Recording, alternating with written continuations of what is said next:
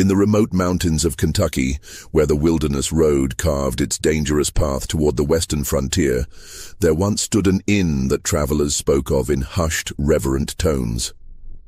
Millbrook Inn, they said, offered something no other establishment could provide, a warmth that went far beyond clean beds and hot meals. 4 sisters ran this mountain sanctuary, and weary men would arrive as strangers but leave feeling like they had discovered something precious, something worth the treacherous journey back.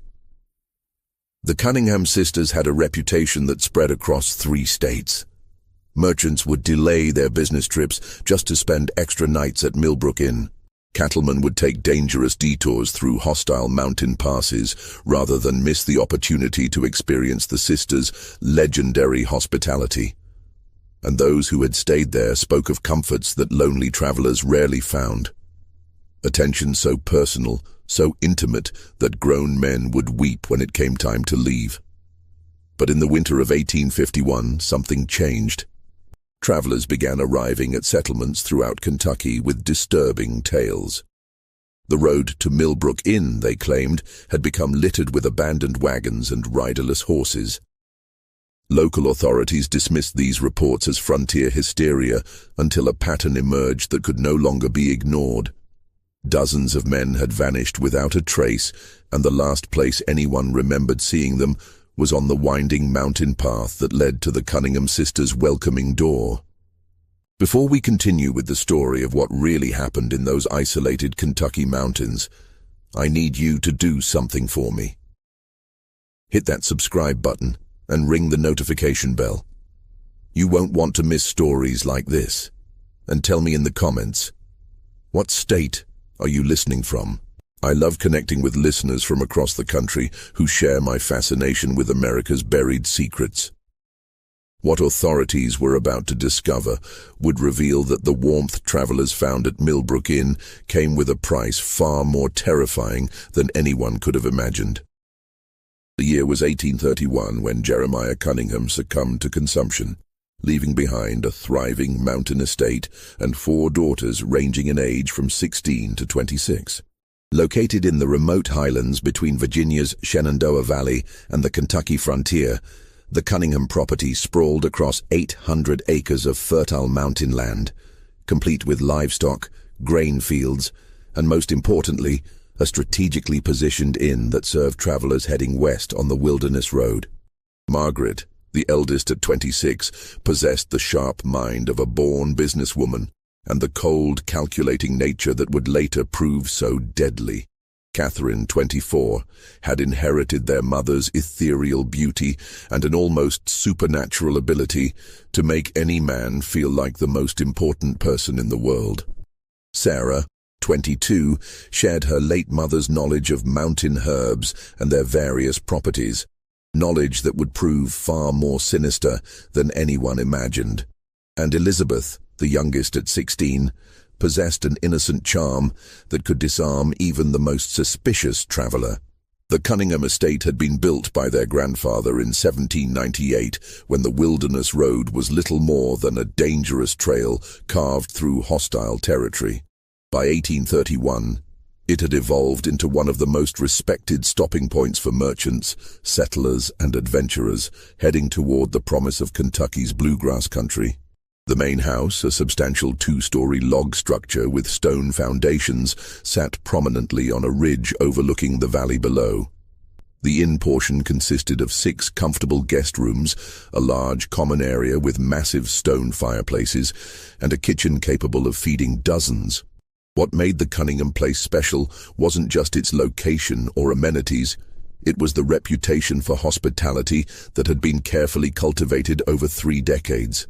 Travelers would speak in towns hundreds of miles away about the warmth of the Cunningham welcome, the quality of their mountain whiskey, and the comfort of clean beds after weeks on dangerous roads. Jeremiah had built something more valuable than gold: trust. The property employed a small but loyal staff. Ezra Hawthorne, a weathered mountain man in his 50s, had worked as foreman since the inn's early days. His knowledge of the mountains was encyclopedic, and his loyalty to the Cunningham family was absolute. 2 German immigrants, the Zimmer brothers, Klaus and Heinrich had arrived 3 years earlier, seeking work and stability in the New World. They lived in a cabin near the property's eastern boundary and managed the livestock and agricultural operations with Germanic efficiency. The autumn of 1831 marked the beginning of what locals would later remember as the inn's golden years. The sisters, initially working together out of necessity, discovered they possessed a remarkable ability to make guests feel not just welcome, but genuinely cherished. Margaret's business acumen kept the operation profitable. Catherine's charm kept guests lingering longer than planned. Sarah's knowledge of mountain cooking and medicinal teas enhanced their reputation for comfort.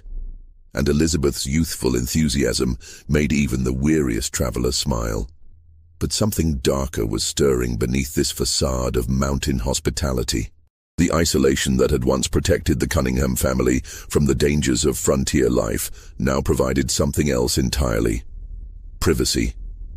And privacy, for 4 young women with sharp minds and few scruples, could be a dangerous thing indeed.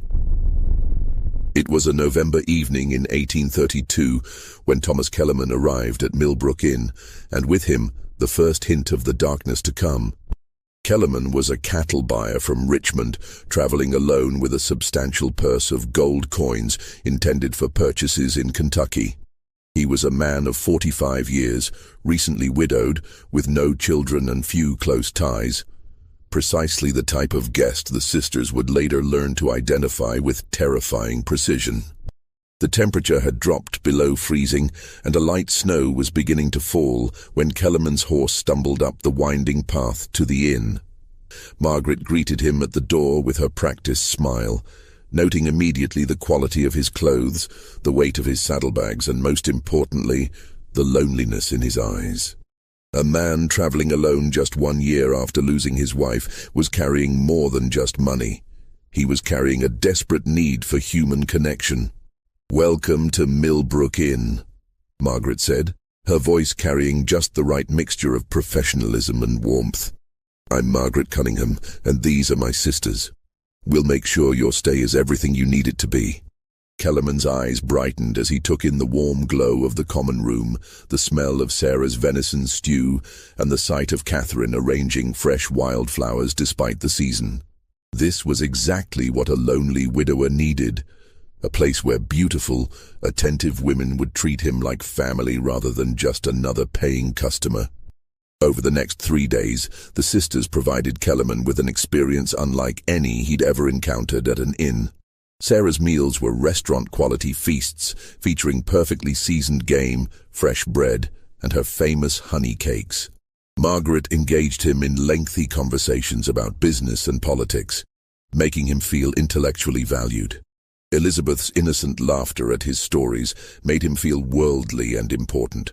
But it was Catherine who provided what Kellerman truly craved: the illusion of romance. On his second evening, after the other guests had retired, Catherine found Kellerman sitting alone by the fire, staring into the flames with the hollow expression of a man who had lost everything that mattered to him. She approached with 2 glasses of Sarah's special spiced rum, each warming perfectly in crystal tumblers that caught the firelight. "You seem troubled, Mr. Kellerman," she said, settling into the chair beside him with fluid grace. "Sometimes sharing a burden makes it lighter." For the next 2 hours, Kellerman found himself pouring out his heart to this beautiful woman who listened with such genuine attention. He spoke of his late wife Mary, of their failed attempts to have children, of returning each evening to an empty house that still smelled faintly of her lavender soap. Catherine listened with perfect sympathy, occasionally touching his hand or leaning closer with apparent compassion. "Loneliness is a terrible thing," she said softly as the fire burned lower. "But it doesn't have to be permanent." What happened next was never recorded in any official document, but Kellerman's behavior the following morning told its own story.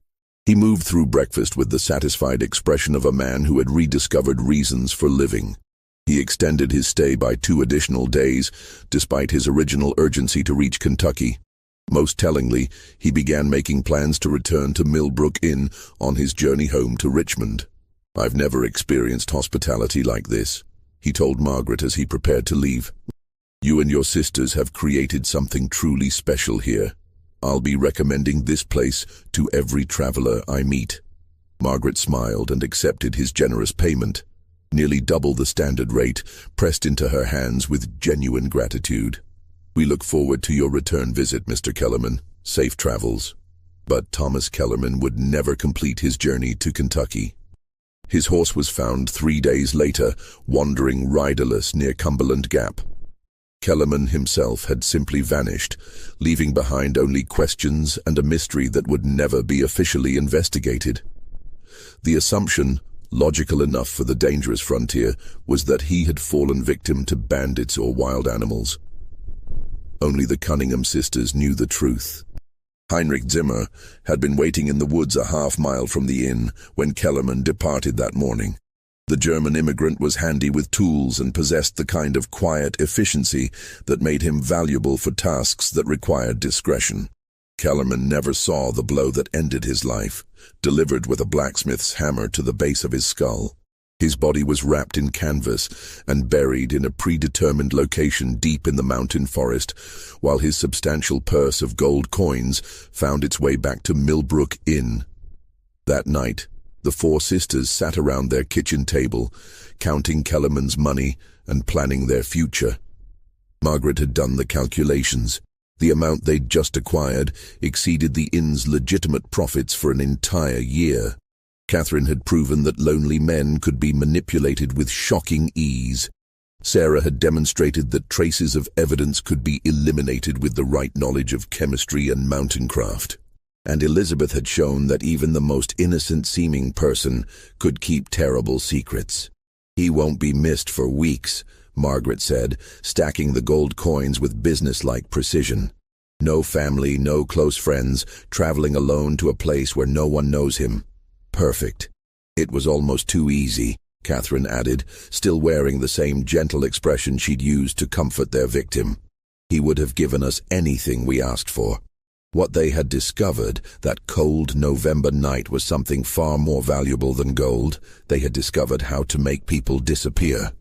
The winter of 1832 gave the sisters time to refine their technique and establish the protocols that would serve them for nearly 2 decades. Margaret, with her keen business mind, developed a system for identifying ideal targets. The perfect victim was a man traveling alone, carrying substantial money, with few family connections, and no fixed schedule that would raise immediate alarm if he failed to arrive at his destination. Sarah's role evolved beyond cooking and household management. Her knowledge of mountain plants expanded to include detailed study of toxins and their effects. Pokeweed berries, when properly prepared, could induce symptoms resembling cholera. Foxglove could cause heart failure that appeared natural. Water hemlock could kill within hours while leaving little trace. She established a hidden garden behind the main house where she cultivated these plants alongside legitimate herbs, creating a pharmaceutical arsenal disguised as a medicine patch. Catherine perfected the art of emotional manipulation, learning to read men's deepest needs and present herself as the answer to their loneliness. She studied her targets carefully, adapting her personality to match their desires. For the religious, she became devoutly spiritual. For the intellectual, she transformed into a well-read conversationalist. For the grieving, she offered comfort and understanding. Her ability to become whatever a man needed was both her greatest weapon and her most chilling talent. Elizabeth, despite her youth, proved crucial to the operation's success. Her genuine-seeming innocence provided perfect cover for the family's activities. Suspicious guests found it impossible to maintain their wariness around a girl who seemed incapable of deception. She also served as the early warning system, her naturally friendly demeanor allowing her to extract information about guests' backgrounds, travel plans, and financial situations without raising suspicion. The logistics of disposal had been worked out with Germanic efficiency by the Zimmer brothers. Klaus had discovered a series of natural caves in the mountainside, accessible only through a concealed entrance behind a rockfall. Bodies could be carried there under cover of darkness and sealed behind loose stones, where the mountain's chemistry would accelerate decomposition. Personal effects were carefully sorted. Anything valuable was kept, while items that might identify the victim were buried separately or destroyed. Ezra Hawthorne's role was perhaps the most crucial. His reputation in the region was beyond reproach, and his word carried weight with local authorities. When questions were occasionally raised about missing travelers, Ezra would solemnly confirm that the individual had indeed stayed at Millbrook Inn, but had departed in good health and spirits. His weathered face and honest demeanor had never failed to satisfy even the most persistent inquirer. The spring of 1833 brought their second victim, a tobacco merchant named William Fraser from North Carolina. Fraser was transporting nearly $500 in silver coins, the proceeds from a successful season's crop sales. He was a bachelor of 38, known for his reclusive nature and his practice of making business trips alone to avoid sharing profits with partners. Fraser arrived on a rainy April evening, immediately drawn to the warmth and comfort of the inn after weeks of uncomfortable travel. The sisters deployed their refined strategy with precision. Margaret engaged him in business discussions, learning about his financial situation and travel plans. Sarah provided exceptional meals that made him reluctant to continue his journey. Elizabeth entertained him with piano music and innocent charm that reminded him of the daughter he'd never had. But it was Catherine who sealed Fraser's fate. On his third night at the inn, she found him reading alone in the common room, a leather-bound volume of poetry open on his lap. She approached with apparent shyness, asking if he might read aloud, as she had little education but loved the sound of beautiful words. For 2 hours, Fraser read to Catherine by lamplight, his voice growing stronger and more confident as she listened with rapt attention. When he finished, she placed her hand gently on his arm and told him he had the most beautiful voice she'd ever heard. The loneliness that had hardened around Fraser's heart for decades began to crack. "I've never met anyone like you," he told her, his voice thick with emotion he'd suppressed for years. "You make me feel alive again." "Then don't leave tomorrow," Catherine replied, her eyes reflecting the lamplight with perfect, calculated sincerity. "Stay another day. Let me listen to you read again." Fraser extended his stay by a week, during which Catherine gradually increased their intimacy while Sarah began introducing small amounts of pokeweed extract into his evening tea. The symptoms began subtly: mild stomach discomfort, slight dizziness, nothing alarming enough to cause immediate concern. Fraser attributed his malaise to the stress of travel and the emotional upheaval of his unexpected romantic feelings. On his final night at Millbrook Inn, Catherine invited Fraser to join her for a private dinner in her room. Sarah had prepared his favorite meal, along with a bottle of wine laced with a carefully calculated dose of water hemlock extract. As Fraser sat across from Catherine in the intimate candlelight, sharing his dreams and fears with a woman he believed might change his life forever, he had no idea he was already dying. The poison worked exactly as Sarah had predicted. Fraser's death appeared to be a sudden heart attack brought on by excitement and overexertion. His body was discovered the next morning in Catherine's bed, apparently having died peacefully in his sleep after a night of passion. Even if a doctor had been available to examine the body, the symptoms perfectly matched those of natural cardiac failure in a middle-aged man with a previously sedentary lifestyle. Fraser was buried with appropriate solemnity in the inn's small cemetery, a final touch that Margaret had added to their operation. A proper grave, complete with a carved headstone, gave the appearance of respectful treatment while actually serving as the perfect hiding place.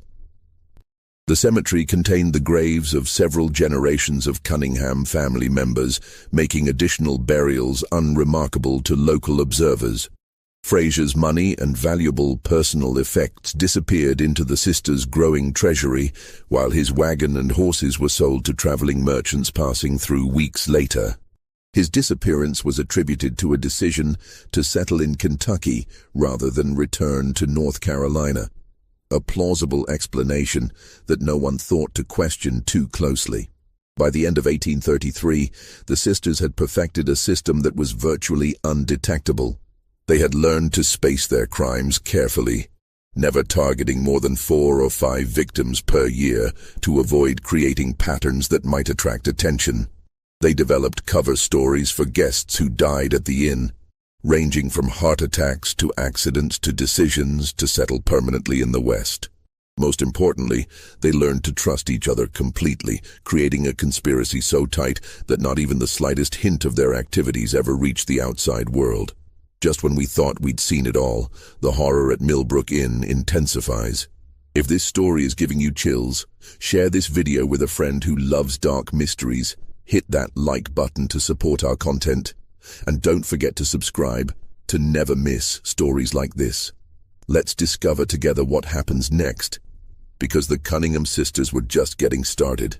Between 1834 and 1845, Millbrook Inn achieved a reputation that extended throughout the mid-Atlantic region and beyond. Travelers spoke of it in the same reverent tones reserved for the finest establishments in Richmond or Baltimore. The sisters had created something unprecedented, a remote mountain inn that provided luxury accommodations and service that rivaled the best urban hotels. Margaret had expanded their legitimate business operations significantly. The inn now maintained a stable of quality horses for guests, operated a small distillery producing premium mountain whiskey, and even offered guided hunting expeditions led by Ezra Hawthorne. These legal enterprises provided substantial income and, more importantly, gave the sisters a reputation as savvy businesswomen rather than simply innkeepers. The guest registry from this period, carefully preserved in the Virginia State Archives, tells the story of their success. Merchants from Charleston, politicians from Richmond, land speculators from Baltimore, and adventurers from as far away as Boston signed their names in Margaret's elegant ledger book. Many returned multiple times, becoming regular patrons who praised Millbrook Inn to their colleagues and friends. But hidden within this legitimate success was a carefully orchestrated killing machine that operated with clockwork precision. The sisters had refined their victim selection to an exact science. Catherine developed an almost supernatural ability to identify the men who would never be missed. The loners, the outcasts, the ones carrying secrets that made them avoid close relationships. Sarah's knowledge of poisons had expanded to include dozens of plant and mineral toxins, each with different symptoms and detection profiles. Elizabeth had learned to extract detailed personal information from guests through seemingly innocent conversation. And Margaret coordinated everything with the precision of a military operation. During these years, they claimed approximately 43 victims, the exact number later found by the railroad surveyor. Each death was carefully planned and executed according to strict protocols that minimized risk while maximizing profit. The sisters developed detailed profiles of their targets, sometimes observing potential victims for weeks before making their final decision. Consider the case of Jonathan Waverley, a land surveyor from Pennsylvania who arrived in September 1838. Waverley was conducting mapping work for the state government, a job that required him to travel alone through remote areas for months at a time. He carried surveying equipment worth considerable money, along with payment for his work and funds for purchasing land parcels he'd identified as investment opportunities. Margaret immediately recognized Waverley as an ideal target. His work required extended absences from civilization, meaning his disappearance might not be noticed for months. His surveying activities provided a perfect cover story. He could easily have fallen victim to any number of natural hazards while working alone in dangerous territory.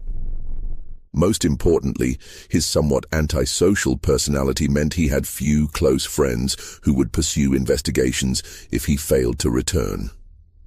The sisters began their campaign immediately. Sarah prepared special meals featuring game Waverley had watched Ezra hunt, creating a connection between the food and the rugged mountain environment he found so appealing. Elizabeth engaged him in conversations about his mapping work, expressing fascination with his technical knowledge and making him feel appreciated for his expertise.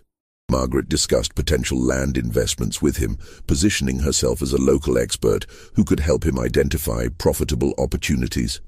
But it was Catherine who provided the element that sealed Waverley's fate. She approached him not as a potential romantic conquest, but as a kindred spirit who shared his love of the wilderness.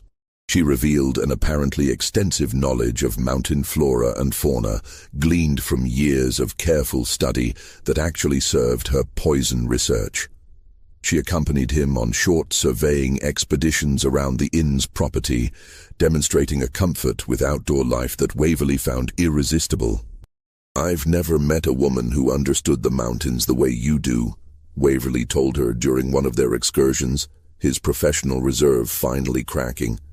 "Most people see only wilderness, but you see the beauty and the order underneath." "I've lived here all my life," Catherine replied, stepping closer to him as they stood on a ridge overlooking the valley. "The mountains have taught me things that books never could, things about life, about death, about the balance between them." Waverley extended his planned 2-day stay into 3 weeks, ostensibly to conduct more thorough surveying work in the area, but actually because he had fallen completely under Catherine's spell. During this time, Sarah gradually introduced increasingly potent toxins into his food, creating symptoms that mimicked the early stages of mountain fever, a genuine hazard that had claimed the lives of several surveyors in recent years.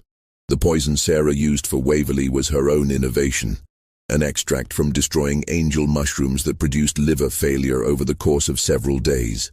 The symptoms perfectly matched those of mountain fever, and even an experienced doctor would have been unlikely to distinguish between the two conditions.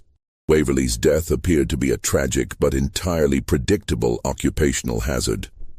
His surveying equipment was sold to a merchant in Kentucky, while his detailed maps became part of Margaret's growing collection of intelligence about the region's geography and resources.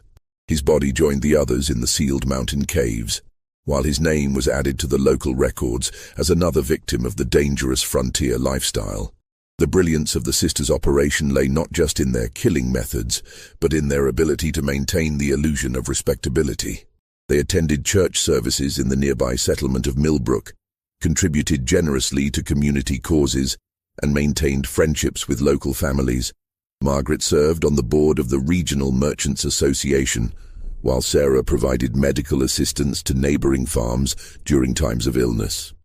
Catherine taught Sunday school to local children, and Elizabeth organized social events that brought together isolated mountain families. This community involvement served multiple purposes.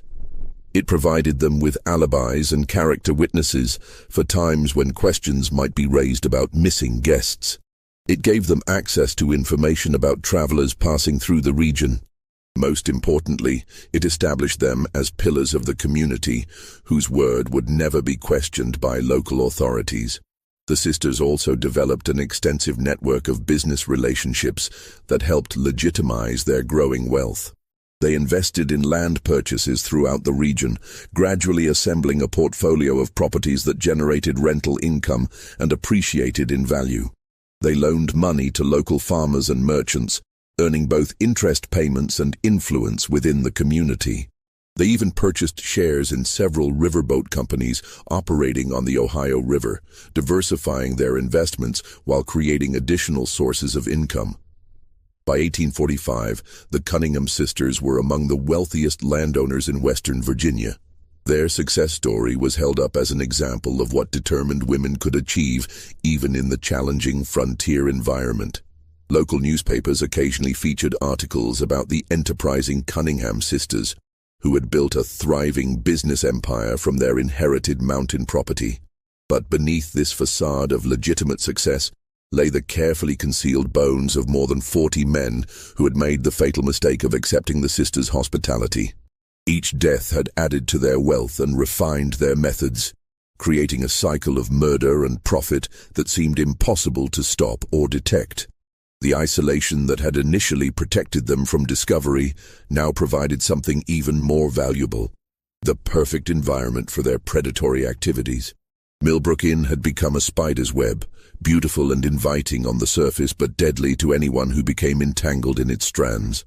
The beginning of the end came not from law enforcement or suspicious relatives, but from an unexpected source, one of their own employees. Heinrich Zimmer, the younger of the two German brothers, had been growing increasingly unstable since a hunting accident in the fall of 1849 that left him with chronic pain and a dependence on laudanum for relief. Heinrich had always been the more sensitive of the Zimmer brothers, and the years of participating in the sisters' crimes had taken a psychological toll that his brother Klaus either ignored or failed to recognize. The laudanum, initially prescribed by Sarah for legitimate pain relief, had gradually become Heinrich's escape from the guilt and nightmares that plagued his sleep. But addiction brought its own problems: paranoia, mood swings, and a tendency toward loose talk that made him increasingly dangerous to the operation. The crisis began on a cold February morning in 1850, when Heinrich appeared at the kitchen door of the main house, his eyes wild with drug-induced panic and his clothes disheveled from a sleepless night. Sarah was alone in the kitchen, preparing breakfast for a traveling merchant from North Carolina who had arrived the previous evening, a man the sisters had already identified as their next target. "I can't do it anymore," Heinrich whispered, his voice shaking with emotion. "I see their faces every night. Every time I close my eyes, they're all standing there watching me. 43 men, Sarah. 43 souls crying out for justice." Sarah maintained her composure, but her mind raced as she calculated the threat Heinrich now represented. His knowledge of their crimes was complete and detailed. He could provide authorities with exact locations of burial sites, descriptions of murder methods, and testimony that would send all 4 sisters to the gallows. "You're not well, Heinrich," she said gently, moving closer to him with apparent concern. "The laudanum is affecting your mind. You're seeing things that aren't real." "No." Heinrich's voice rose dangerously, and Sarah glanced toward the ceiling, hoping the guest upstairs hadn't been awakened. "I know what we've done. I know what you've made me do. And I know it has to stop." The conversation continued for nearly an hour, with Heinrich alternating between tearful confessions and angry accusations, while Sarah tried to calm him without alerting the rest of the household. She eventually managed to convince him to return to his cabin with a promise that they would discuss the situation later, after he'd had time to rest and clear his head. But Sarah knew there would be no later discussion. Heinrich Zimmer had become a liability that threatened everything they'd built, and liabilities had to be eliminated. That evening, after their guest had retired for the night, Sarah prepared a special dinner for the Zimmer brothers, a gesture of appreciation for their years of loyal service, she explained to Klaus. The meal featured Heinrich's favorite dishes, along with Sarah's special spiced wine that contained enough concentrated foxglove extract to stop a man's heart within hours. Heinrich died quietly in his sleep that night, his death attributed to the same heart condition that had supposedly claimed several of their guests over the years. Klaus, who had consumed less of the poisoned wine due to his natural temperance, survived, but with significant cardiac damage that left him weakened and dependent on Sarah's medical care. Heinrich's death solved their immediate problem, but created new challenges. Klaus, despite his physical weakness, began asking pointed questions about his brother's sudden demise. The similarities between Heinrich's symptoms and those exhibited by several of their guests had not escaped his notice, and his loyalty to the sisters was wavering under the weight of suspicion and grief. Margaret recognized that their operation was entering a critical phase. The network of trust and complicity that had protected them for nearly 2 decades was beginning to fracture, and any significant investigation would uncover evidence that even their considerable influence couldn't suppress. She began making contingency plans for the possibility that they might need to abandon Millbrook Inn entirely. The final guest to die at Millbrook Inn was Samuel Hartwell, a cotton broker from Savannah who arrived in March 1851 with over $1,000 in gold coins and banknotes. Hartwell was a widower in his 50s, traveling north to negotiate contracts with textile mills in Pennsylvania. His death followed the sisters' established pattern: apparent heart failure after several days of exceptional hospitality that included intimate companionship with Catherine. But Hartwell's death marked a crucial change in the sisters' methodology. For the first time in nearly 20 years, they made a significant mistake. Hartwell had arranged to meet a business associate in Pittsburgh on a specific date, and when he failed to appear, his colleague began making inquiries that eventually reached local authorities in Virginia. Sheriff Thomas Brennan of Millbrook County was a capable lawman with over 20 years of experience, but he had never encountered anything like the Cunningham Sisters operation. His initial investigation was routine. A few questions to confirm that Hartwell had indeed stayed at the inn and departed in good health. Margaret and Ezra provided their usual testimony, supported by carefully maintained guest records that showed Hartwell's departure date and intended destination. But Brennan was more persistent than previous inquirers, and his investigation began uncovering small inconsistencies in the sisters' story. A blacksmith in the next county remembered shoeing a horse that matched the description of Hartwell's mount, but several days after the businessman was supposed to have passed through the area. A merchant recalled purchasing supplies from someone who resembled Hartwell, but again the timing didn't match the official departure date from Millbrook Inn. These discrepancies were minor and might have been explained by any number of innocent factors, but they were enough to plant seeds of doubt in Brennan's mind. He began looking more closely at other missing persons cases involving travelers who had last been seen in the Millbrook Inn area, and the pattern that emerged was deeply troubling. Sheriff Brennan's investigation accelerated rapidly once he began examining the broader pattern of disappearances around Millbrook Inn. His review of county records revealed that over the past 20 years, at least 15 different missing persons cases had involved travelers who were last confirmed to be staying at the Cunningham property. While individual cases could be explained by the various hazards of frontier travel, the statistical clustering was impossible to ignore. Brennan was careful not to alert the sisters to his investigation, conducting his inquiries discreetly and avoiding direct contact with anyone connected to the inn. His breakthrough came when he interviewed Klaus Zimmer during one of the German immigrants' rare trips to town for supplies. Klaus, still grieving his brother's death and increasingly suspicious about the circumstances surrounding it, proved more talkative than usual. "My brother Heinrich.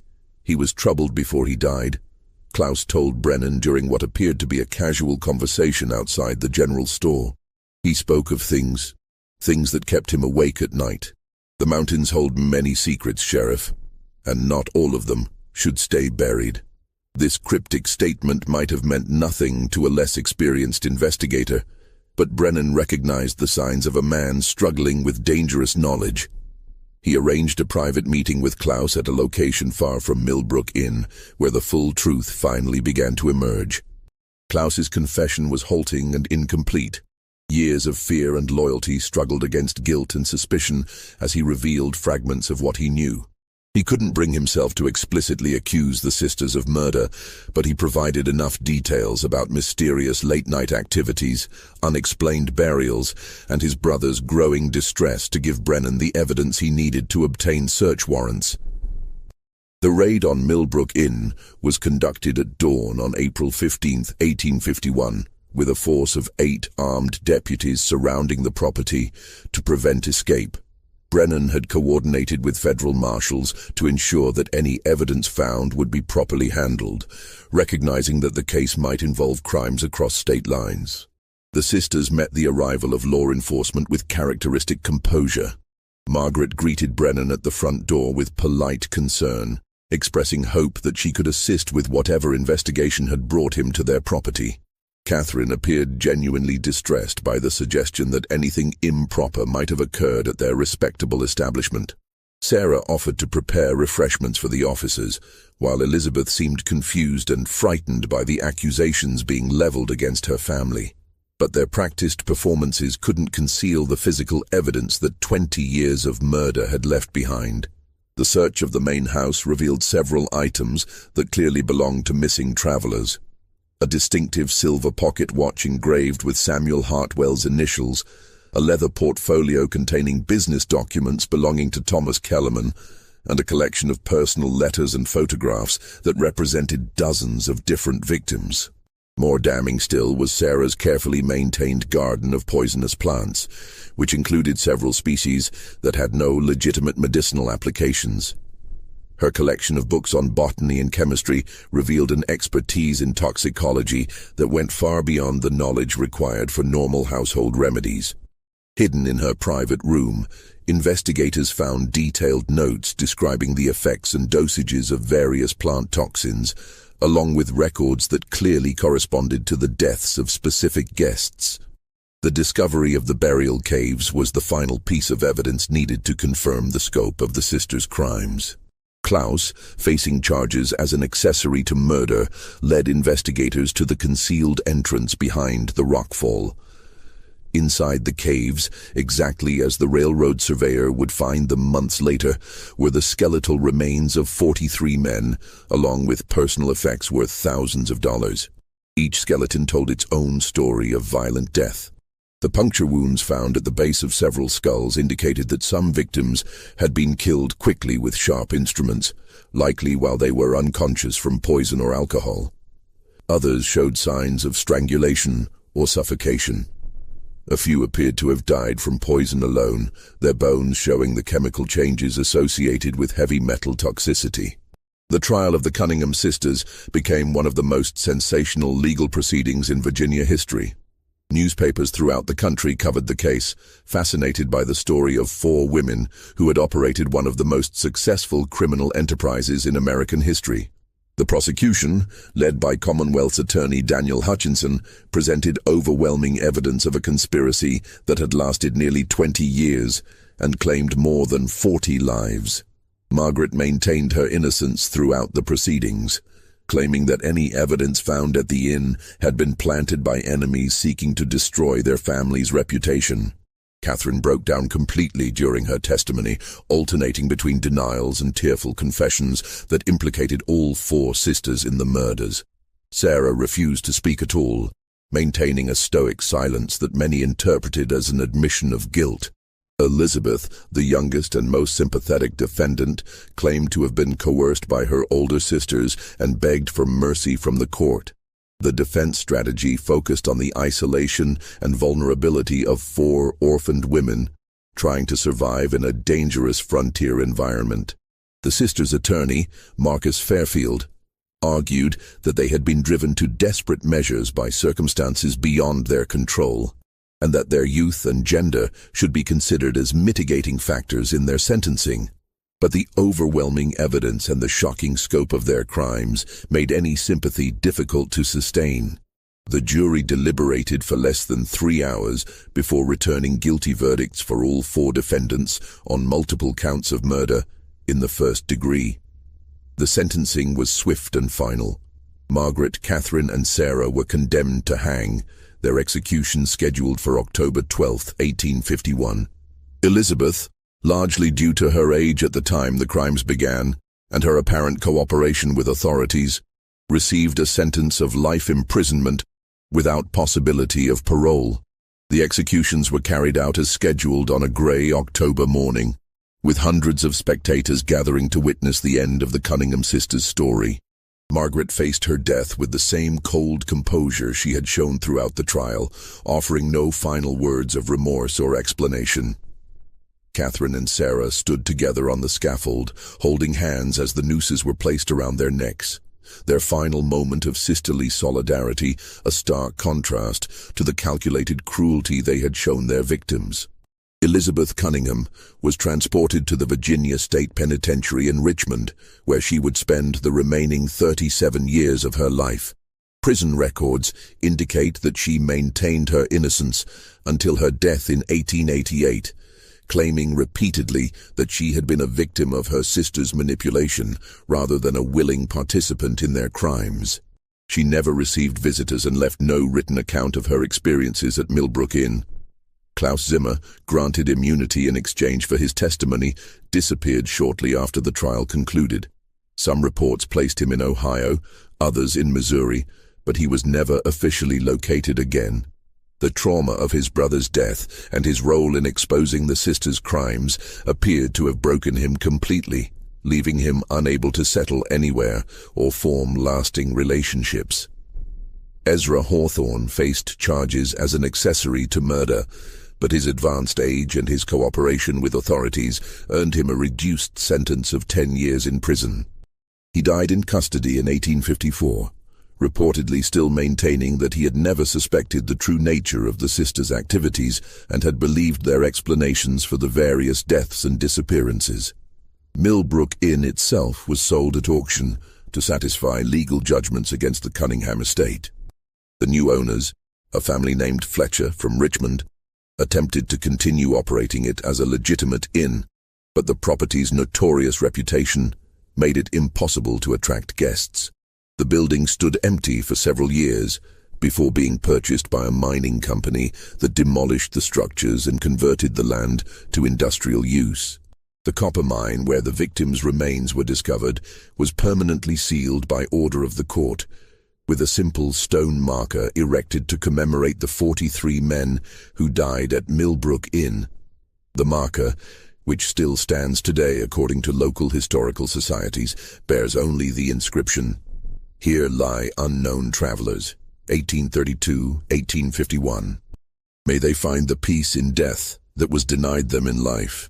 The case had far-reaching implications for inn and hotel regulation throughout Virginia and neighboring states. New laws were enacted requiring more detailed guest registration procedures, mandatory reporting of guest deaths to local authorities, and regular inspections of establishments serving travelers. The Cunningham laws, as they became known, remained in effect well into the 20th century. Perhaps most significantly, the Millbrook Inn case became a cautionary tale about the dangers of isolation and the potential for evil to flourish in places far from civilized oversight. Criminal investigators began paying closer attention to patterns of disappearances around remote establishments, leading to the discovery of several smaller-scale operations that might otherwise have continued undetected. The financial investigation revealed the true scope of the sisters' success. Their estate, including land holdings, business investments, and liquid assets, was valued at over $50,000. An enormous fortune for the time period. The money was used to compensate victims' families where possible and to fund improvements to law enforcement capabilities in remote areas of Virginia. Modern criminologists who have studied the case note several factors that contributed to the sisters' remarkable success. Their operation combined careful victim selection, sophisticated killing methods, excellent disposal techniques, and most importantly, a perfect cover story that made their crimes nearly invisible to contemporary investigators.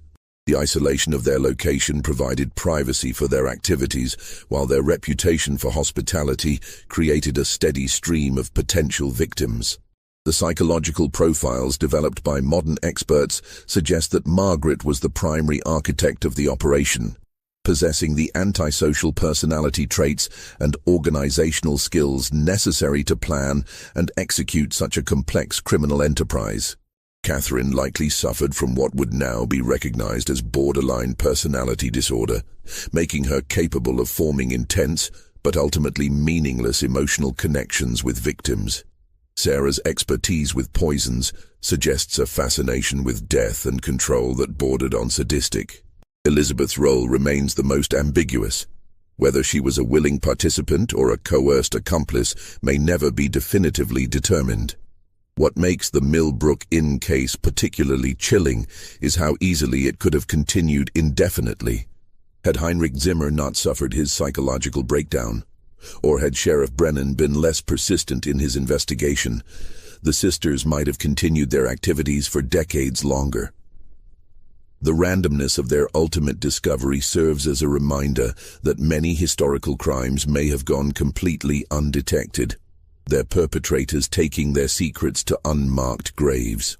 The story of the Cunningham sisters also highlights the vulnerability of travelers in the pre-industrial era. When communication was slow and transportation was dangerous, a man could disappear between two towns and not be missed for months, if ever. The sisters exploited this vulnerability with ruthless efficiency, turning the hospitality industry itself into a weapon against the lonely and isolated. Local folklore in Western Virginia preserved distorted versions of the Millbrook Inn story for generations. Some tales portrayed the sisters as victims of circumstance who were driven to desperate measures by poverty and isolation. Others transformed them into supernatural entities who lured victims through magical means rather than simple manipulation. The truth, as revealed by court records and contemporary accounts, is both more mundane and more terrifying than any ghost story. The physical location of Millbrook Inn remained a source of local superstition well into the 20th century. Hunters and hikers reported finding unusual artifacts in the area: old buttons, pieces of clothing, rusted metal objects that might once have belonged to the sisters' victims. Whether these discoveries were genuine relics or simply the products of overactive imaginations influenced by the location's notorious history remains unknown. Several attempts were made over the years to locate additional burial sites that might contain victims who were disposed of through other methods. Ground-penetrating radar surveys conducted in the 1980s identified several soil anomalies consistent with unmarked graves, but legal and ethical considerations prevented extensive excavation. The possibility remains that the 43 victims found in the mine represent only a portion of the sisters' total kill count. The Cunningham case file, housed in the Virginia State Archives, continues to attract researchers and amateur historians fascinated by one of America's most successful serial killing operations. The detailed records kept by Margaret Cunningham, combined with Sarah's botanical notes, and the physical evidence recovered from the property, provide an unusually complete picture of how such crimes were planned and executed in the 19th century. This mystery shows us how easily evil can hide behind a facade of respectability and how isolation can provide the perfect cover for the most heinous crimes. The story of the Cunningham Sisters serves as a reminder that monsters don't always look like monsters. Sometimes they look like charming hostesses offering weary travelers exactly what they need most. What do you think of this story? Do you believe everything was revealed? Or might there be more secrets buried in those Virginia mountains? Leave your comment below and tell me what you think really happened at Millbrook Inn. If you enjoyed this tale and want more horror stories like this, subscribe, hit the notification bell, and share with someone who loves mysteries.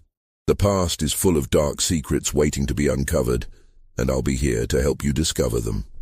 See you in the next video, where we'll explore another chapter from America's hidden history of terror.